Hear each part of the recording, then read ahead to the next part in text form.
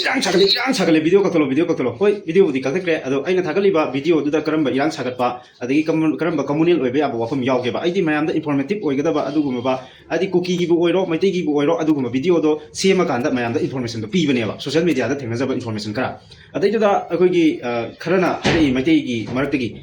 irang sagatkano adagi tangdu leitaba iramda manipur ma oina basinbada noigumba mayam sumaina video sembajin irang thogale hai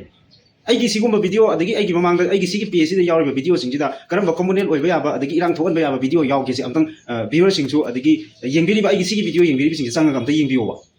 hoi ngara aina video ama thagali adu thagaliba video dusu sumaina semba adagi magi moina taliba separate administration taliba do phangadra natraga phangwedra haibadugi magi possibility du kyamu yamna wang leibage aduga nemna leibage adu aina informative oigadaba adugumba keno do aina mayamda bijabane khanganjabane ba semane video do adai du aina cookie natraga maitei muslim haiba adugumba gi ai kaiso thoido amta haigiba leite aduga aina irang sagalan bachu tahanbagi mawongda eta comment da haiba adagi messenger da thajilaiba mayamje kari no sinida akoi mayamjina hoji khanbiriji koi maruina koi mete isin naw singtina cookie gi mina hairako oyo cookie gi mina message harako oyo ba na adumai haigano kotkano adigi aduguma wahi thamgano kotkano na cookie gi music singina haiba oyo ba ei thamoi je pien gi yae ba aina thagaliba video duda communal oiba yaba adigi hojik thoiba crisis sigi maramda chumna khaki adugumba i pau khara social media da thengnabado aina mayamda inform tawjabane ba saida hojik leiriba cookie adigi lanje loirabra ba hojik adai ai gumma na heda social media da adu ada na haira kanda cookie na nomai kapthar kana hojik tawriba kolli mayam irang je keta farabraba adai si kata sunate mayam ama social media da ngangna riba changna riba kolli mayam ama hojik ngangna ri tawri adu haire hadena bu cookie singna hojik nomai kapthar pa lepkhrabra hojik irang loirabra manbugi popular government sem taragaju lm khokti lakre adigi nguru sanate lakre adigi mayam cookie gi mla mayam infal da lakre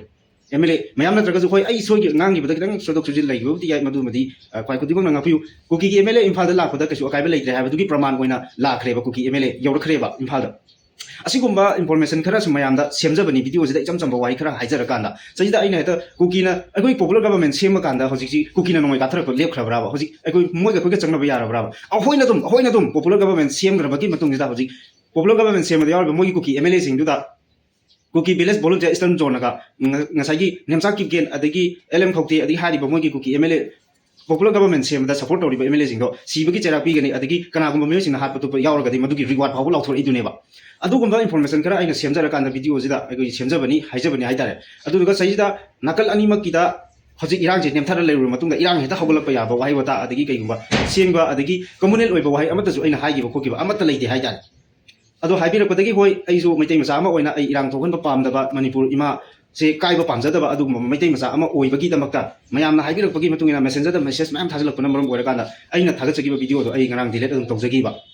adu bo aina haijaningi di ai gumamna sumaina social media da wai khara haira kanda irang heta thongana bu sunate aduga irang thongana bagi communal oiba wangang mi su aina te aduga punsi da jo adu gumba wangang da mi sunate haidar ai gi wakhandi maitai masa ama oina iri pa ipuru kandabugi damakta imalebak sida leminari ba yelo puru kudimak nungsi chanana leminaji haiba wakhunduni da aina sigi video matik sing patang sum semjabani ngasagi aina ngangi bada soigi ba langki ba yawraga su yengbiri ba phai kudimak na ngapiu kitang mayamda informative oigada ba adu gomba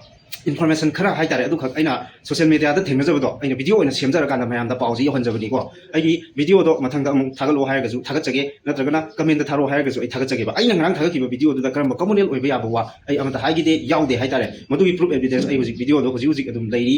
aduna mayamna takpirapagi matung inna aisu mayamna aina thagaliba video sina irang amuk sagalhangadaba video oiragadi khallakan ai video do dum kathachagi haitare icham chamba wahi khar katani ai ngarang haigi do sampali aina haibabu sumaina popular government sembadagi cookie singdi sawbana mai haure mogi leader tiger kip gendo